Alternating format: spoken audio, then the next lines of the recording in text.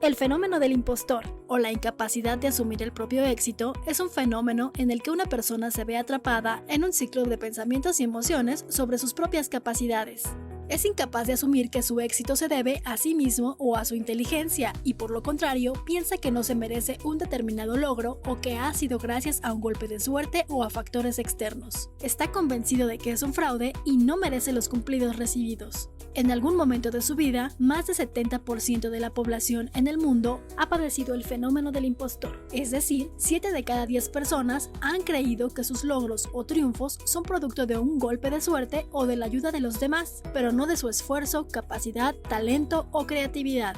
Celebridades como Emma Watson, actriz de la saga de Harry Potter, Michelle Obama, abogada y escritora, Howard Schultz, fundador de Starbucks, y Neil Armstrong, primer hombre que pisó la luna, padecieron este fenómeno psicológico. En definitiva, aunque no se trata de un trastorno como tal, existe una sintomatología por la que regirse para diagnosticar un posible fenómeno del impostor. Las consecuencias de este fenómeno pueden llegar a ser depresión, ansiedad, insatisfacción o desmotivación. Todas ellas deberán de ser tratadas por un psicólogo, con el objetivo de no desarrollar problemas de autoestima y sentimientos negativos que puedan generar inseguridad y baja autoestima. Bienvenidos a la tertulia de educación universitaria de la Universidad Nacional Autónoma de México. Un servidor, Melchor Sánchez, les da la más cordial bienvenida. En esta ocasión vamos a platicar de un fascinante tema que se llama el síndrome del impostor y su presencia en las universidades. ¿Existe? ¿Lo podemos prevenir? ¿Cómo se puede manejar? Para ello tenemos 3 invitado. En primer lugar, Ricardo Trujillo Correa. Él es académico de tiempo completo de la Facultad de Psicología de la UNAM, profesor de asignatura del Sistema de Universidad Abierta y Educación a Distancia de la Facultad de Estudios Superiores Iztacal. Es licenciado en Psicología Industrial y maestro en Psicología Clínica, ambos con mención honorífica. Estudió el doctorado en Teoría Crítica y actualmente es consejero técnico de la Facultad de Psicología de la UNAM. Bienvenido, Ricardo. Gracias, un gusto estar con ustedes. Gracias a ti. Nos acompaña también Dulce María Gutiérrez Valdovinos. Ella es licenciada en Psicología por la Universidad Intercontinental, educadora en diabetes, maestra en psicoanálisis por la misma universidad, doctoranda en psicoanálisis con acentuación en pareja y familia por la Universidad Intercontinental. Es coordinadora del área clínica y docente de la licenciatura en Psicología de esta misma universidad. Bienvenida, Dulce. Gracias, mucho gusto estar aquí con ustedes. Y por último, Erika Fabiola Gudiño Santos. Ella es médica por la Facultad de Medicina de la UNAM, es especialista en hematología por la misma universidad, tiene una maestría en educación en ciencias de la salud, también de la UNAM, y es profesora de asignatura en nuestra Facultad de Medicina. Es médica adscrita de hematología del Hospital de Especialidades del Centro Médico Nacional Siglo XXI en la Ciudad de México. Bienvenida, Erika. Muchas gracias. Gracias por la invitación. Pues, Ricardo, ¿en qué consiste esto del síndrome del impostor y de dónde viene? Bueno, aquí hay un debate que tendríamos que tener y obviamente a nivel académico es importante que tengamos una responsabilidad con el público con el cual nos dirigimos y hacer aclaraciones en estos sentidos para que a veces esta información generalizada no es exacta y tengamos que hacer las puntualizaciones que creamos. El síndrome del impostor, en realidad, como se le llama, nace en una investigación de Clance y Imes en 1978, pero hay algo muy interesante, no le llamaba síndrome, le llamaba fenómeno del impostor. Después se empezó a usar y se le empezó a llamar como síndrome, y ahí evidentemente ya tiene una serie de implicaciones simbólicas que habría que analizar y que discutir. Un poco escuchando la entrada, efectivamente ya se maneja como si fuera algo del discurso médico, como que si tuviera que ver algo que se padece, como si alguien lo tuviera, como cuando yo tengo una fiebre o tengo COVID, como si debiera de haber un diagnóstico y además como si fuera un problema individualizado, como si fuera una enfermedad física. Y esto en realidad, revisando la literatura, no es del todo cierto, porque según entiendo, tanto Clance y Imes, cuando inician este proceso de investigación, identifican este fenómeno, particularmente encuentran mujeres exitosas que tienen estos pensamientos justamente de desvalorización, de ansiedad, de depresión, pero no es porque viniera de ellas, porque ellas no creyeran en sí mismas. Y lo dice muy claramente Clance y Aimes. Viene justamente porque estamos hablando de 1900, de la década de los 70, viene porque identifican ellos que tanto la familia como el ámbito machista que se vivía en ese momento eran los que favorecían esta especie de pensamientos. Era la realimentación que teníamos por parte de la cultura en ese momento, y de ahí es que empiezan a hacer esta investigación. Entonces yo aquí lo dejo primero de entrada como una primer intervención, porque después podríamos hablar de las ventajas que también aparecen de lo que se supone que es este fenómeno del síndrome del impostor, dado que no es necesariamente una especie de algo maligno que alguien puede adquirir o que el 70% de la población sufre. También tiene sus aspectos positivos y que también sería importante que nosotros discutiéramos. Y dejo esta pregunta así al aire. Si, como lo identificaron ellas, en realidad es el síndrome del impostor, o más bien el fenómeno del impostor, ellas jamás hablaron de síndrome. ¿En qué momento fue que se hizo ese cambio? Yo también me preguntaría, si un médico de repente dijera, acabo de encontrar el síndrome de la fiebre alta, me parece que estaríamos haciendo un error, porque lo que hicieron estas compañeras fue identificar el fenómeno, pero nunca tuvieron el tiempo suficiente para profundizarlo y explicar el proceso que está detrás. Lo mismo en medicina, la fiebre alta no es la enfermedad, sino puede ser el síntoma de otros procesos subyacentes, y me parece que esa es una parte interesante que podríamos explotar. Gracias, Ricardo. Muy bien, es un buen punto. Seguiremos retomando el tema en el transcurso del programa, por supuesto. Pues, Dulce, ¿cuál es tu reacción a lo que comentó Ricardo y qué opinas sobre el tema? Pues estoy totalmente de acuerdo en que desde la parte clínica, pues sí, no es como un síndrome, pues no lo podemos ver del todo así, no tenemos los criterios, aunque hay mucha investigación alrededor del fenómeno, pues, estoy totalmente de acuerdo que es un fenómeno. Pues estos criterios diagnósticos que nos dictan, por ejemplo, en el DSM y en el CIE, pues no los tenemos tan claros, ¿no? Entonces, para poder hablar de un síndrome tendremos que estar hablando de signos y síntomas, ¿no? Y a la vez de poder medir ciertas cosas que creo que en este fenómeno no, aunque sí hay sintomatología, por así decirla, que podemos ver, o características de personalidad, sobre todo en los individuos que tienen este fenómeno, pues no es como que podamos medir o generalizarlo, ¿no? En las personas, o que sea igual en todas las personas. Si hay características que unen al fenómeno, que se pueden ver, que se pueden expresar, pero estoy totalmente de acuerdo que como un síndrome, pues no lo podemos como manejar, ¿no? En eso estoy totalmente de acuerdo. Y pues, para abordarlo. Muy bien. Sí, bueno, Erika, ¿qué comentas de esto? Y retomamos el tema. Sí, bueno, me parece pues bastante puntual el comentario. Efectivamente, como comentan, Clance lo describe como un fenómeno. Como bien dicen, actualmente pues no está incluido como un diagnóstico en estos libros que se utilizan. Bueno, ustedes son expertos en eso, en el DSM-5. Sin embargo, pues sí existe una escala justamente que estableció Clance, con la cual se pueden identificar justamente estos datos o síntomas de que uno puede padecer este fenómeno.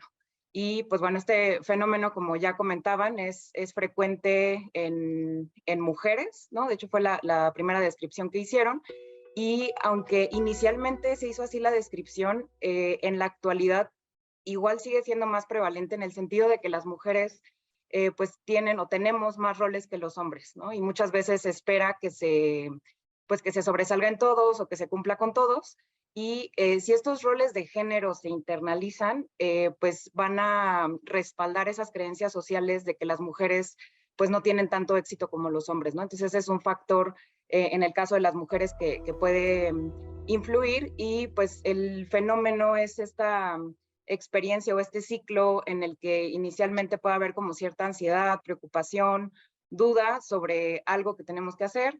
Luego viene pues esta parte de la compensación en la que se sobreprepara o que se procrastina, ¿no? Entonces finalmente se elabora la tarea que se tiene que realizar, y cuando se le da la realimentación en muchas ocasiones positiva a esta persona, lo toma como si no fuera cierto, como si no mereciera ese elogio o esos aspectos positivos que se están descartando, que se están comunicando, y no le da crédito a esa realimentación positiva y entonces existe esta percepción como de fraude, ¿no? Como, bueno, me salió bien porque, pues porque tuve suerte o porque conocí a la persona que le expuse mi trabajo, etcétera, ¿no? Y entonces viene más ansiedad y se empieza a hacer como un ciclo que finalmente es el que hay que identificar para poder tratarlo.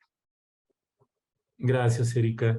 Si es que ahorita, bueno, Erika y yo somos médicos, ¿no? Y ahora sí que nos aprendimos la definición de síndrome de memoria cuando éramos estudiantes. Síndrome es un conjunto de síntomas y signos que se presentan habitual, pero no necesariamente juntos y que obedecen a diferentes causas. Entonces, en medicina tenemos eso bastante claro. Lo que pasa es que hay una proliferación de palabras en todo lo que hacemos. Lo que sí es un hecho es que si tú googleas el término, te aparecen cerca de 20 millones de hits.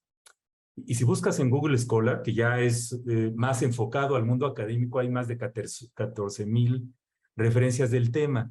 Entonces, inclusive la Asociación Americana de Psicología considera que es algo real, es una manera una forma específica de duda propia, intelectual, que se puede acompañar de una serie de situaciones y que sí tiene impacto en la vida de las personas. Hay mucha literatura, sobre todo en estudiantes universitarios de posgrado. Pues regresaría, tenemos todavía un par de minutos, Ricardo. Después de todo esto que ya comentaron, si bien no es algo así, llamémosle tangible, como un cáncer que pesa medio kilo y que lo puedo agarrar, pesar, medir, etcétera, esta especie de constructo mental y conductual que para muchas personas sí existe. ¿Cómo lo ves en las universidades? Y ahorita en el segundo bloque tocaremos más ese punto, pero porque si no, la primera respuesta es, como no existe el síndrome, entonces no nos preocupemos por él. Pues algún comentario sobre eso. Es que sí, por eso decía, hay que en este caso ser muy serios a la hora que discutimos y dialogamos esto, como igual yo podría decir cuestiones al respecto de la medicina que probablemente ya desde la disciplina del fondo no están perfectamente comprobadas. Desde la psicología tenemos que ser muy cautos en ese sentido. El hecho de que algo se nombre en los medios de comunicación y sea muy popular no lo hace válido. Por ahí está el síndrome de Peter Pan y bueno, pues todo el mundo se anda diagnosticando. Por ahí está la nomofobia, por ahí está, o sea, hay una cantidad enorme de padecimientos, entre comillas, y que esta patologización de la vida cotidiana es algo que hemos estado cuestionando mucho y que incluso la psicología y la psiquiatría están movilizándose, saliéndose de estos esquemas, pasando a los modelos transdiagnósticos, donde ya no implica esta parte directamente del diagnóstico. Ahí están los trabajos de Jim Vanos, que son muy interesantes al respecto. Pensando en esto que se está proponiendo entonces, a lo mejor lo que habría que decir es que si es un fenómeno y no tanto un síndrome, porque efectivamente son categorías para pensarle de manera diferente. Un fenómeno es algo que se tiene, que se vive, que es parte de un proceso que probablemente va vinculado también con la cuestión con las personas con las que yo me relaciono. Lo voy a explicar con un ejemplo muy básico a partir de la teoría de Tacfel, de la identidad social. Si ustedes ven la película de Aronofsky, Cisne Negro, van a ver que, por ejemplo, tienen el personaje de Natalie Portman, que es muy bella, baila muy bien, está en el top de su carrera, pero ella se sentía mal porque no se sentía lo suficientemente. Pero esto no venía de ella, sino venía de su grupo de referencia, quienes constantemente le venía diciendo, no eres lo suficiente, no eres lo suficiente, no eres lo suficiente.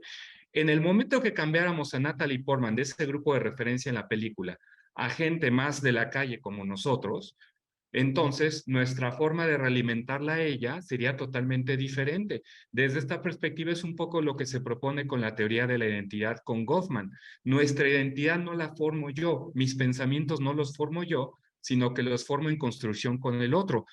Por lo tanto, entonces, si Natalie Portman cambia de grupo de referencia, su forma de relacionarse con el mundo sería esta. Entonces, con esto concluyo. Probablemente no estemos hablando de un síndrome individual, de algo que tenemos en la cognición y de un pensamiento. Más bien, y hago referencia justamente a los trabajos originales de Clancy Imes, me parece que tiene más que ver y hace referencia a la violencia estructural y sistemática que aparecía alrededor de las mujeres y que, regresando al tema de los alumnos de posgrado, aparece justamente en los alumnos de posgrado, y eso es lo que tendríamos que señalar en todo caso. Más que una cuestión, una problematización de corte individual, es probable que estemos hablando de una violencia de corte estructural, que por supuesto sería un tema importante para abordar. Muy bien, muchas gracias, Ricardo. Pues yo creo que parte de lo que ha ocurrido es que el término tiene cierto punch en términos de impacto. La palabra impostor también tiene bastante impacto. A nadie le gusta que le digan impostor, pero todos hemos sentido en algún momento de nuestra vida cierta sensación de impostor, por decirlo, por usar la misma palabra, ¿no? De sentir que en donde estamos es fruto de otra cosa más que de nuestro triunfo personal. Y eso, por ejemplo, el no reconocer un elogio, una retroalimentación positiva como tal, internalizarla y sacarle jugo para mejorar como individuo puede ser una de las consecuencias, pues, de este fenómeno. Pues, Dulce, ¿qué opinas? ¿Estará presente esto en las universidades mexicanas? ¿Qué implicaciones tendría para los estudiantes y los docentes? ¿Tenemos que hablar de ello con nuestros estudiantes de posgrado? ¿Cómo ves? Creo que sí, sí es un fenómeno que sí está presente. De hecho, me di a la tarea un poquito de hacer un mini sondeo entre los docentes de aquí de la Universidad Intercontinental. Y sí, en efecto, muchos hemos sentido de repente este fenómeno a lo largo de nuestra labor. Sobre todo creo que se identifica al principio, ¿no? Cuando son nuevos docentes o cuando van entrando, en este caso al posgrado o a la licenciatura, se nota muchísimo, y creo que es como debido a la falta de identificación con el rol que están jugando, ¿no? Es como si yo acabo de entrar como docente en una universidad y, no sé, tengo que abordar ciertos temas que no me siento totalmente fuerte, o sea, que quizá he visto, pero no siento que domino al 100, esta parte del perfeccionismo dentro del fenómeno, me hace sentir culpable y avergonzado, y de no identificarme con en realidad lo que estoy jugando o mi puesto, por ejemplo, como docente, de asimilarlo y poder ejercerlo como tal, ¿no? Esto se tiene que hablar porque justamente llega a ser una limitante en el desempeño tanto académico como docente, en esta parte del no tener confianza en el desarrollo propio. Entonces creo que sí es algo muy importante de hablar con los docentes y con los alumnos para que no existan estas limitaciones, y que hasta cierto punto es normal, o sea, no como para normalizar esta parte del fenómeno y que así quede, sino para normalizar que en ciertos momentos de la vida podemos tener esta falta de identificación con lo que hacemos, pero para que no haya una detención en este desarrollo, ¿no? Sino que se pueda abordar y seguir sin justamente quedar desmotivado o de plano abandonarlo, como decía hace ratito Erika, ¿no? De dejar de procrastinar y dejar las cosas a la largo o de plano abandonar. Entonces creo que es algo muy importante de platicar. Ok, muchas gracias. Pues, Erika, ¿cómo ves? Sí, pues estoy de acuerdo. Mandé, si lo he visto, sí, muchísimo. O sea, estoy de acuerdo con Dulce. Es algo que definitivamente vemos en las universidades, tanto a nivel de pregrado como de posgrado, o sea, no nada más en estudiantes de posgrado.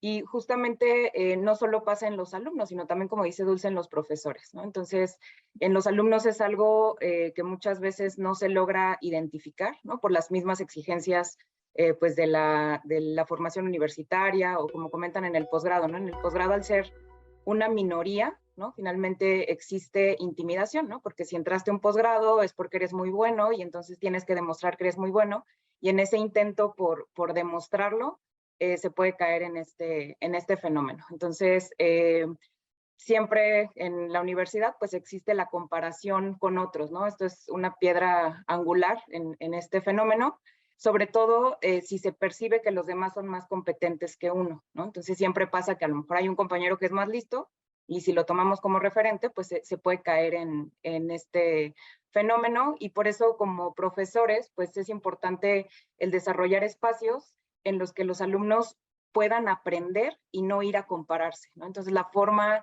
en que se enseña, la forma en que se exponen las deficiencias o las áreas de oportunidad, tienen que ser pues de una manera pues positiva, ¿no? Hacer una realimentación pues adecuada, porque si nosotros exponemos únicamente esas deficiencias, el alumno puede suprimir esa capacidad que tiene curiosidad, de preguntar esto pues por vergüenza, porque es como, ¿cómo voy a preguntar eso? Los demás se van a dar cuenta de que no sé lo suficiente y entonces me van a descubrir, ¿no? Que no soy lo suficientemente bueno para estar aquí, ¿no? Se pierde este sentido de pertenencia o no se adquiere más bien este sentido de pertenencia y pues esto es algo que pues sí se ve día a día. En la profesión médica es...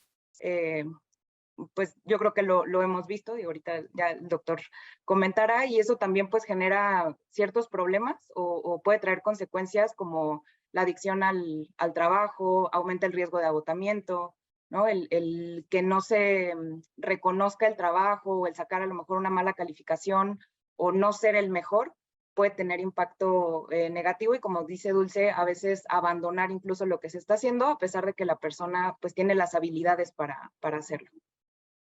Gracias, Erika. Entonces, Ricardo, ¿cómo ves la situación específicamente en las universidades? Bueno, primero querría decir que hay que entender que probablemente esto que incluso yo podría decir, es que yo lo identifico en mí.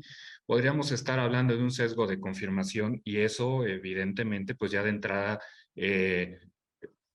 igual con un médico que de repente un propio paciente autodiagnosticado a través de Dr. Google, pues no facilita y tampoco hace que esto sea un proceso, digamos, muy válido. Yo creo que dudar es humano. Yo creo que todos en ciertos momentos estamos dudando y a veces de repente tendemos un poco a establecer esta especie de bipolaridad entre las emociones positivas y las negativas.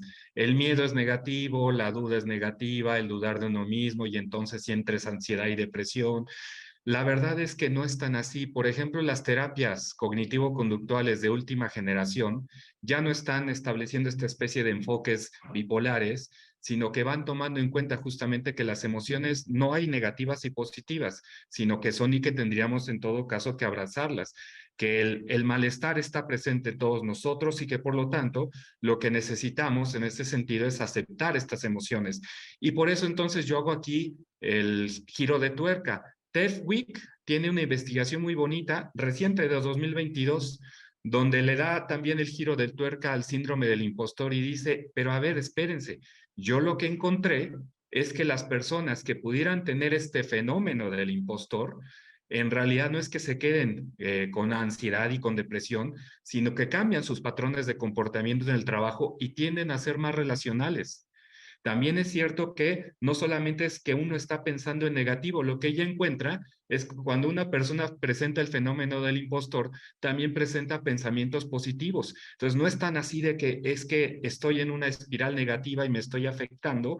Y también lo que dice es algo muy interesante porque dice, de ahí sacaron este dato que el 70% aparece este fenómeno en todos nosotros porque, como lo explica TechWeek, lo que pasa es que cuando entramos a un nuevo trabajo, la mayoría de nosotros siempre de repente pensamos, ¿lo podré hacer bien? ¿No lo podré hacer bien? Porque también hay que tomar en cuenta las demandas sociales e institucionales que hay sobre de uno hoy en día, la competitividad que hay alrededor de ello. Entonces parece como que no tienes chance.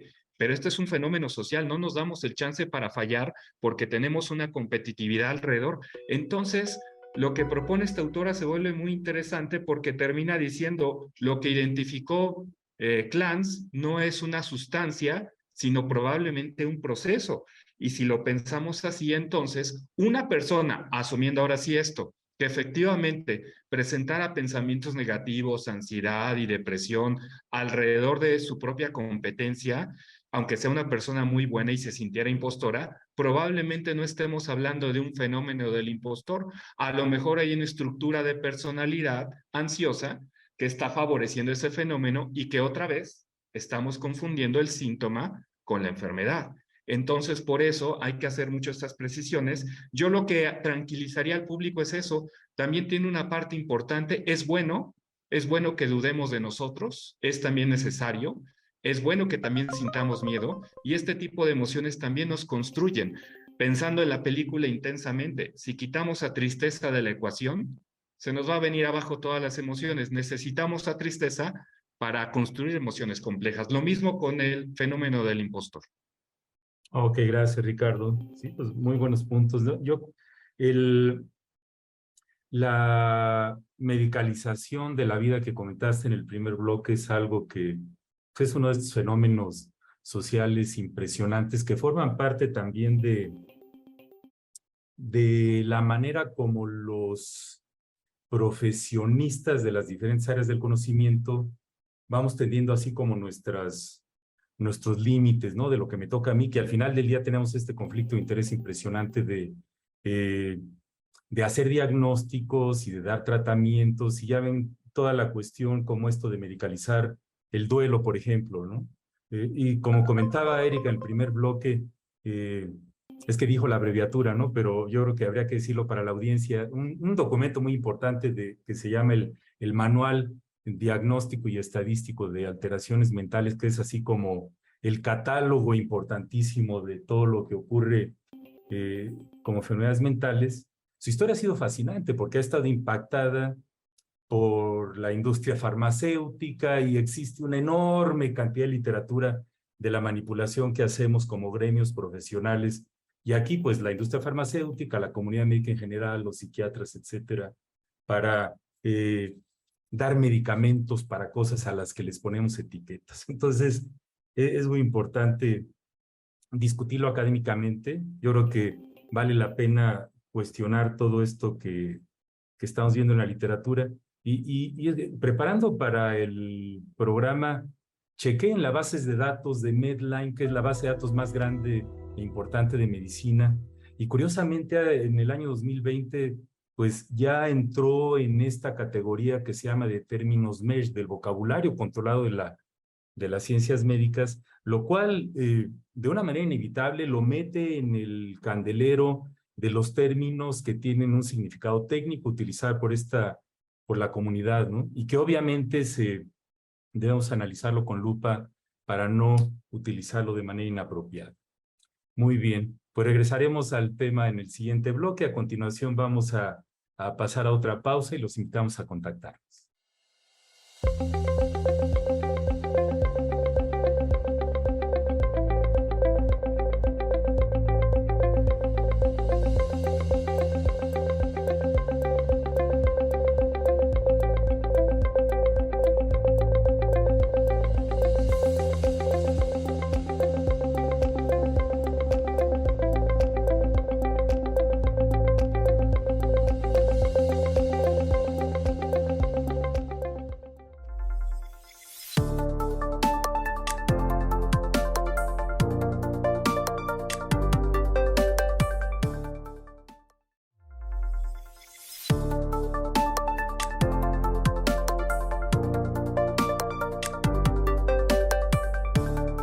Estamos en la tertulia de educación universitaria de la UNAM platicando sobre las controversias que existen sobre este interesante fenómeno que se ha bautizado como fenómeno o síndrome del impostor. Los seres humanos tenemos múltiples roles en la vida y uno de ellos, particularmente en el caso de las mujeres, este perfeccionismo que se nos pide en ser excelsos en todo lo que hacemos a veces es muy difícil de cumplir. Y cuando se tienen múltiples roles y hay presión por ser perfeccionista en muchas áreas del conocimiento, en medicina en particular, que es lo que Erika y yo hemos vivido en toda nuestra vida profesional, ¿no? Pero al final del día, este tipo de situaciones que pueden generar o ocurrir en un entorno complicado que afecta a estudiantes o a académicos que están en el proceso de promoción institucional en las universidades, vale la pena discutirlo, ¿no? Entonces, pues yo les preguntaría, Erika, ¿qué podrían hacer las universidades como, ahora sí que, el culmen del conocimiento, de la sapiencia, de la academia, de la discusión libre de ideas, para abordar este fenómeno y sus aristas, y cómo pues podemos ayudar a nuestros profesores, estudiantes a sensibilizarnos a él sin caer en un exceso de sofisticación académica del término, ¿no? Pues, Erika, ¿cómo ves? Pues considero que una de las estrategias, sobre todo a nivel institucional, puede ser el modificar la forma de enseñar. ¿no? El brindar el apoyo a los estudiantes para lograr identificar este tipo de sentimientos y orientarlos para manejarlos de mejor manera, ¿no? Existen estrategias como por ejemplo hacer a lo mejor una lista de logros, ¿no? O sea, un logro que obtuvo alguno de nuestros estudiantes, apoyarlo para ver, ok, lograste esto, o sea, ¿qué hiciste tú?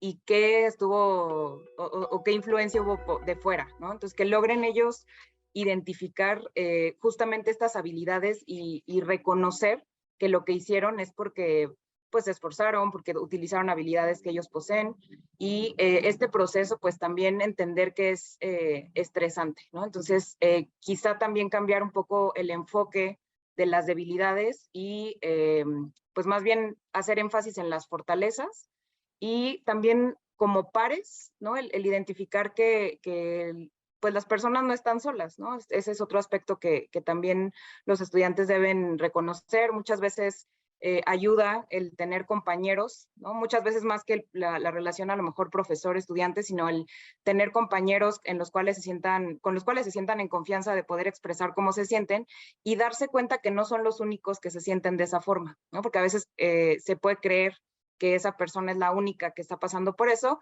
y quizá todo el grupo está en una situación similar. Entonces, el generar estos grupos quizá de apoyo o como mesas redondas o incluso incorporar pues al servicio de psicología en guiar este tipo de discusiones puede ayudar, ¿no? El identificar que no solamente es una persona la que se siente así en ese momento, sino que hay otras personas que también se sienten así. Gracias, Erika. Pues Ricardo, ¿cómo ves el aspecto institucional? En el aspecto institucional, lo primero, yo estaba dando un ejemplo ahorita en la pausa, hablando justamente del caso de una alumna que estaba dirigiendo la tesis, que parte del jurado, una persona empezó a humillar a mi alumna, pero que efectivamente ya venía con esas dudas y esas inquietudes por todas estas manifestaciones violentas por parte de esta académica. Entonces, yo creo que más bien hay que ubicar lo que decía Clance en su momento, que es más bien un fenómeno que tiene que ver mucho con los grupos de referencia con los cuales nos relacionamos. Y que en este sentido, si eso fue y sucede a nivel académico, es porque no se ha visibilizado o está naturalizada este tipo de violencia sistemática, ya sea por los pares o por los académicos o por los mismos administrativos. Eso me parece que es lo primero. Tendríamos que visibilizarlo y desnaturalizarlo. Yo tuve el caso, justamente ahorita que estoy en el consejo técnico, el caso de unas alumnas que se contactan conmigo y me dicen, profesor, ayúdeme, sé que usted es experto en cualitativa, ayúdeme por favor para ver cómo le hacemos. Digo, sí, cómo no, ¿por qué tienes tantas dudas? Es que el profesor nos está humillando, nos dice que no sabemos nada y entonces ellas nunca pudieron identificar que el profesor estaba siendo violenta con ellas porque está naturalizado ese fenómeno. Entonces, si pensamos en un fenómeno del impostor, es como dice Reynolds, cuando una persona se dice que se suicidó porque estaba deprimida, estamos revictimizándola porque no damos cuenta de las cadenas de violencia sistémica que hay a su alrededor. Entonces, probablemente cuando estamos hablando de un verdadero fenómeno del impostor, es porque hay cadenas de violencia que no han sido visibilizadas por parte del alumno o por parte del académico. Entonces, lo primerito tendría que ser eso, que lo visibilizáramos. Por eso dice Daniel Purás en la Organización Mundial de la Salud, antes que los tratamientos y que los medicamentos, lo importante para la salud mental es la equidad social. Lo dice Daniel Purás, que no es cualquier persona, sino es una persona importantísima en la Organización Mundial de la Salud. Y frente a esto, entonces, yo también retraigo el comentario de Parquio Delgado, cuando él dice, tenemos una persona que de repente es corrida injustamente, no tiene dinero para defenderse, no tiene cómo probar y todo eso se le va a llamar después y va a desaparecer con el nombre de depresión.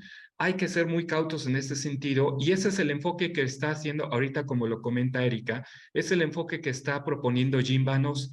Dejemos de individualizar los problemas, es un psiquiatra, por cierto, entonces sí sabe lo que dice, es un dejemos de individualizar los problemas y busquemos más los apoyos comunitarios. Desde los apoyos comunitarios también hay mucho que hacer y trabajar para que este tipo de fenómenos se visibilicen, se muestren y se disminuyan. Ese me parece que debería ser el enfoque que tendríamos que trabajar a nivel institucional. Gracias, Ricardo. Dulce, ¿algo más? Bueno, estoy totalmente de acuerdo en que sí se tienen que analizar los sistemas como macrosistemas y subsistemas, ¿no? Porque pues sí estamos, como dice, si lo individualizamos, nos quedamos como cortos y no vamos a ver en realidad la repercusión, ¿no? También creo que en las universidades, sobre todo, hay universidades, por ejemplo, también que ponía Ricardo, que siguen siendo muy como desde la evaluación o justamente a partir de está bien o está mal, ¿no? Y justamente aprovechan como para esta parte de humillación y no tanto de desarrollar en los alumnos habilidades que justamente les vayan a servir para su día a día y su vida en general, no tanto en el desarrollo laboral como en lo individual. Justo en este artículo que dicen de bueno, de Clance y de Aimes, decía, ¿no? Que el problema es muchas veces cómo se viene desde este sistema familia, que es cómo ubican a nivel individual, cómo ubican dentro de la familia, del sistema familia a los individuos, y de ahí cómo se exponencia hacia justamente el sistema social, ¿no? Entonces creo que sí es muy importante empezar a hacer este tipo de modificaciones desde los sistemas, desde el familiar, para también exponenciarlo a otro tipo de lugares, ejemplo, bueno, en la laboral o la académica. O sea, en todos estos mundos se ve reflejado cómo viene desde nuestra infancia, por así decirlo, este desarrollo, ¿no? E incluso a mí me suena mucho, digo, yo soy psicoanalista, entonces me suena muchísimo, por ejemplo, como un tipo de fenómeno dentro de los trastornos de la personalidad del narcisismo. O sea, tal cual creo que tiene mucho que ver, ¿no? Pero bueno, estoy totalmente de acuerdo con lo que dijo Ricardo y Erika. Muy bien, gracias, Dulce. Es que ahorita que los escucho, la importancia de que como comunidad académica dialoguemos entre nosotros para tratar de mostrar a la sociedad lo ambiguo que son los conceptos que manejamos, la incertidumbre que tenemos que manejar en cosas aparentemente tan obvias como el estar enfermo o no estar enfermo, el mismo concepto de salud de la OMS de hace tantos años que cada vez es más cuestionado y en el sentido de que al final del día todos formamos parte de un sistema social y que nos afecta profundamente y con el cual cada cosa que hacemos tiene una serie de efecto en cascada, ¿no? Y que al final del día muchas de las cosas que vemos o que sentimos las sobreinterpretamos o las interpretamos de manera superficial como identificar el síntoma más que algo que está subyacente. Y estos términos, regreso a la facilidad con la que la sociedad nos compramos los términos. Sí, reitero, por ejemplo, el síndrome de Estocolmo, ¿no? Se oye muy hasta sofisticado el decir que uno maneja este tipo de términos en una plática de cóctel, pero en términos académicos, de profesionistas, tenemos que ayudar a nuestros colegas de las diferentes áreas de conocimiento a cuestionarnos todo lo que decimos, a buscar la evidencia, a tratar de abarcar esto que pomposamente se le llama pluralismo epistemológico y tratar de captar las diferentes cosas, ¿no? Yo creo que es todo un reto y afortunadamente las universidades tienen este escenario donde podemos tener este tipo de diálogos como el que estamos teniendo ahorita. Y al final del día, en el siguiente bloque concluiremos con algunas reflexiones, pero qué complicado es llegar a conclusiones concretas, absolutas, incuestionables, que puedan ser parte ya de, aquí está la receta de cocina.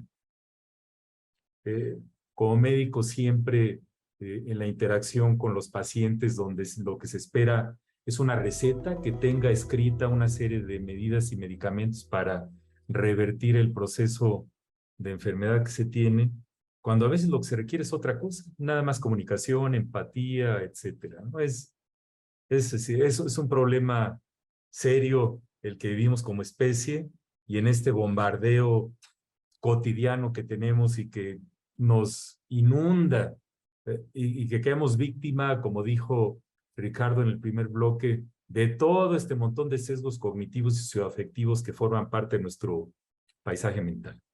Muy bien, pues a continuación vamos a escuchar la experiencia de un profesor sobre cuál ha sido su experiencia con este fenómeno en sus estudiantes.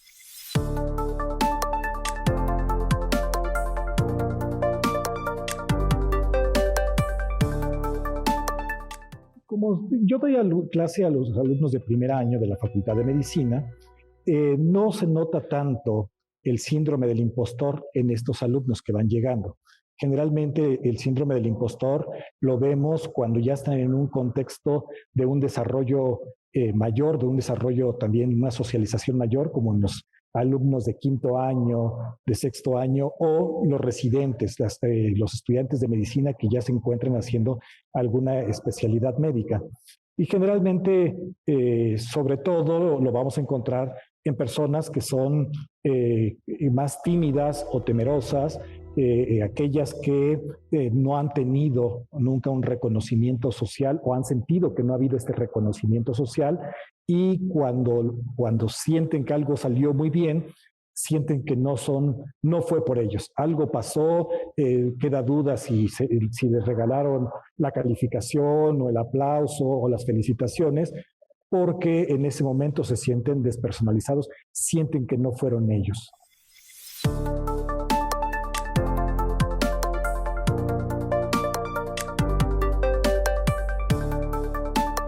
Estamos en la tertulia de educación universitaria platicando sobre este interesante fenómeno o constelación de conceptos que implica el llamado fenómeno del impostor. Pues después de todo lo que hemos dicho, Ricardo, algunas reflexiones, conclusiones, mensajes para la audiencia que quisieras compartir. Bueno, yo estaba comentando justamente esta frase del doctor Cirne Burwell, decano de la Universidad de Harvard, que decía que le decía a los alumnos, ¿saben qué?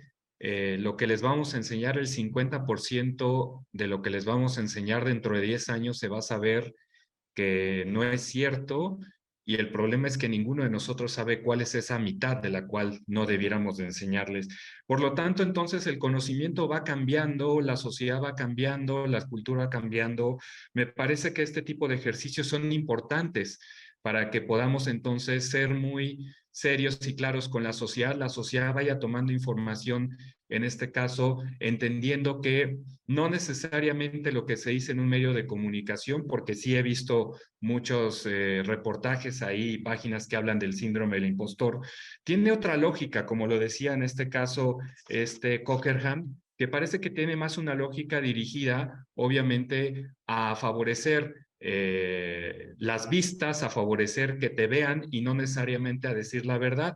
Y por eso entonces la universidad justamente tiene estos espacios para permitirnos entonces hacer las aclaraciones necesarias y tener información de primera mano. Es lo mismo que lo que sucede con medicina, ¿no?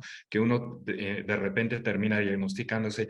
Y me parece que una parte importante que nosotros podríamos concluir en esta reflexión es que no deberíamos de pensar las emociones hoy en día. Sucedió mucho ahorita con lo del COVID. Es que tengo miedo por el COVID y entonces ya tengo un síndrome, una fobia al COVID.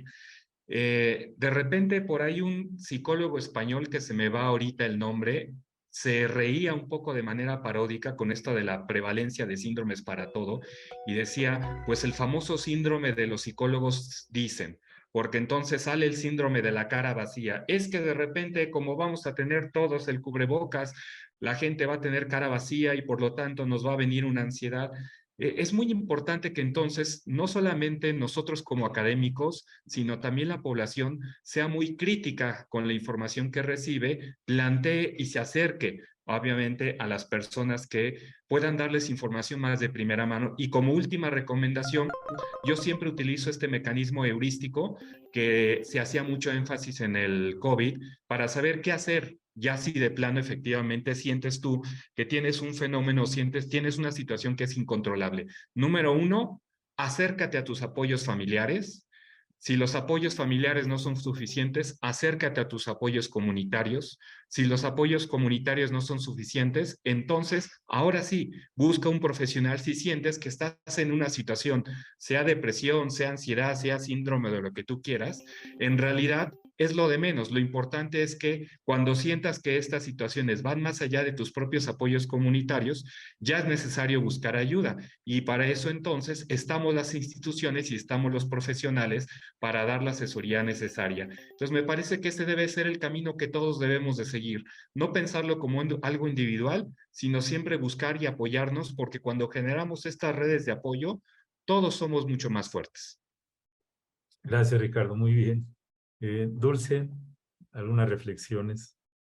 Sí, bueno, con todo lo que estuvimos viendo y compartiendo, en realidad creo que es importante ver que los diagnósticos nos sirven de apoyo, ¿no? Pero que en realidad no es el total de nuestra personalidad, ni tenemos que autodefinirnos como este diagnóstico que pudiéramos tener o no, que bueno, viéndolo desde lo que hemos dicho, pues esto es un fenómeno, ¿no? Pero independientemente de que sea fenómeno o no, también dejar de patologizar todo en nuestra vida, o verlo en dado caso como una posibilidad de abordaje a lo que estamos viviendo, pero no nos define tal cual, ¿no? Si no, no podemos partir de ahí para autodefinirnos o tener nuestra autoestima o autopercepción, o incluso distorsionar la propia realidad de la que estamos, vamos, desde estos diagnósticos. Entonces, siempre es importante ver los diagnósticos como un apoyo a nosotros como clínicos y a uno como individuo, pues, o sea, sí como algo que tenemos, pero que no es nuestro total, o sea, no es nuestro sí mismo global, ¿no? Entonces es muy importante esto y como decía Ricardo, el énfasis en la no desinformación, ¿no? A través de muchos medios, de no difundir una mala concepción de lo que son luego las enfermedades, en este caso mentales, o la diferencia entre fenómenos y demás, porque pues mucha gente luego lo cree, ¿no? Como decían, en la parte del COVID es la información que llega de primera mano y es con la que se quedan, no siempre está la posibilidad de poder ahondar más en ella, entonces tenemos que ser muy delicados en cuál es la información que se maneja a nivel como general o en público en general. Y pues bueno, creo que esa es sobre todo mi conclusión. Gracias, Dulce. Erika, ¿algo más? Sí, pues yo quisiera puntualizar en un comentario que se hizo en una sección previa, en que no está mal tener dudas, ¿no? Como comentaba Ricardo, es normal dudar, de hecho sería raro no hacerlo y ahí nos iríamos como al otro extremo. Es algo normal siempre y cuando no sobrepase ciertos límites, ¿no? Entonces ahí ya estaríamos entrando justamente a este fenómeno. Como ya se comentaba, pues este fenómeno aumenta conforme va pasando el tiempo o conforme las personas se van capacitando más, precisamente por los círculos en los que se va integrando, ¿no? Entonces va cambiando de grupos sociales y esto puede influir. Otro aspecto importante que se comentó, creo que sería la prevención, ¿no? O sea, en lugar de pues ya identificarlo y tratarlo, pues tratar de prevenirlo, ¿no? Finalmente, como docentes, digo, estoy enfocándolo a la educación, pues tenemos la obligación de formarnos, de brindar alimentaciones adecuadas a nuestros estudiantes, evitar situaciones como lo que vivió Ricardo con su alumna, ¿no? En la que damos una realimentación negativa, agredimos al estudiante, lo hacemos sentir mal y eso lleva pues a un círculo vicioso. Entonces es importante siempre destacar los aspectos positivos de su intervención, destacar las áreas de oportunidad, porque digo, evidentemente en un proceso de formación pues siempre hay errores y siempre hay cosas que mejorar, pero la forma en que se comparte esta opinión, esta realimentación, impacta mucho en los estudiantes, ¿no? Porque muchas veces al brindar una realimentación negativa, pues ellos ya no quieren que se les vuelva a dar realimentación, evitan ser evaluados, evitan participar, entonces esto puede de alguna manera marginarlos, ¿no? Entonces yo sí haría énfasis en esto, en generar entornos de aprendizaje más sanos para nuestros estudiantes a todos los niveles, incluso entornos de aprendizaje sanos en casa, ¿no? El evitar a lo mejor comparar hermanos, comparar con los primos, ¿no? Porque eso es algo muy común, ¿no? Que sucede en la sociedad y que muchas veces no se ve y se normaliza, como ya comentaba Ricardo. Entonces creo que este es otro aspecto sumamente importante y bueno, ya si estos síntomas o datos que estamos identificando, como comentaban, se salen de la duda normal, pues acudir pues con un profesional y evitar, como bien comentan Dulce y Ricardo, el autodiagnosticarse. Gracias, gracias, Erika. Uno de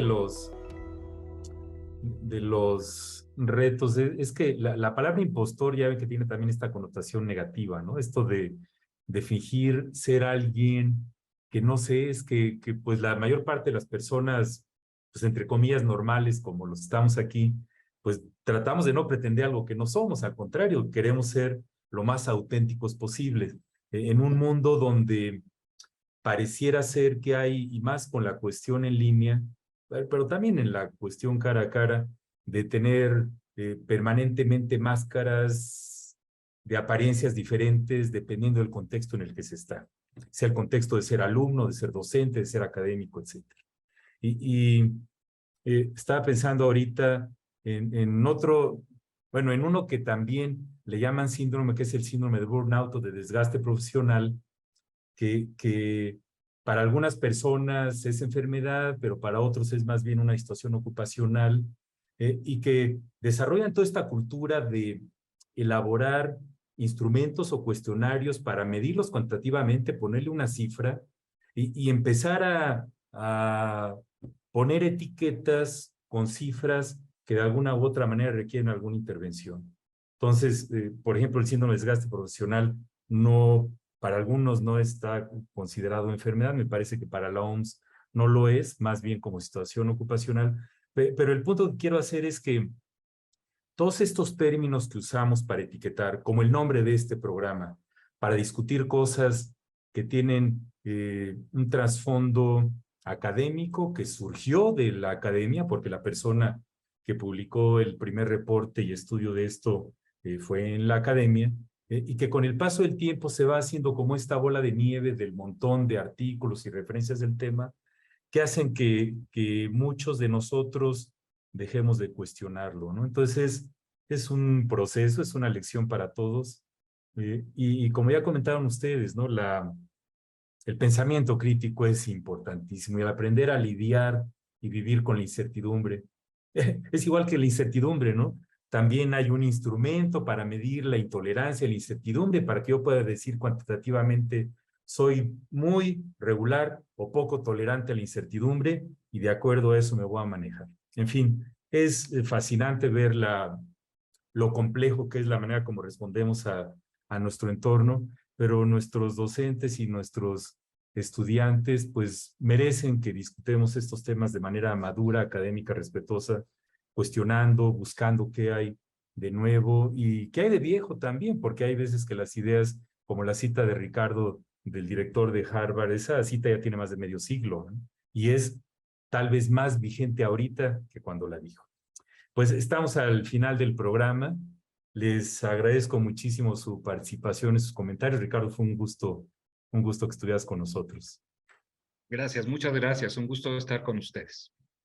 Muy bien. Y pues Dulce, también muchas gracias por acompañarnos. Al contrario, gracias por la invitación. Y Erika, qué bueno que nos acompañas. Muchas gracias por estar aquí. Gracias a todos. Muy bien. Pues acostumbro cerrar el programa con una cita. En este caso, la palabra impostor ven que tiene muchas connotaciones, ¿no? Pero revisando opciones de citas, me encontré este poema de Rudyard Kipling que me encanta, el de Eve, en español sí, que es tal vez uno de los poemas más inspiradores en la historia de la humanidad. Ya ven que este hombre sacó el Premio Nobel de Literatura y usaré un renglón del poema, no lo voy a leer todo obviamente. El poema es Sí, de Rudyard Kipling, y sugiero que ahora sí que si escuchan la versión en YouTube del actor Michael Caine diciendo el poema, es fascinante y conmovedor. En fin, dice, si puedes encontrarte con el triunfo y la derrota y tratar a estos dos impostores de la misma manera, tuya es la tierra y todo lo que está en ella, y lo que es más, serás un hombre, hijo mío. Los invito a leer el poema completo, es una joya de la poesía. Pues muchísimas gracias, nos veremos en una próxima tertulia.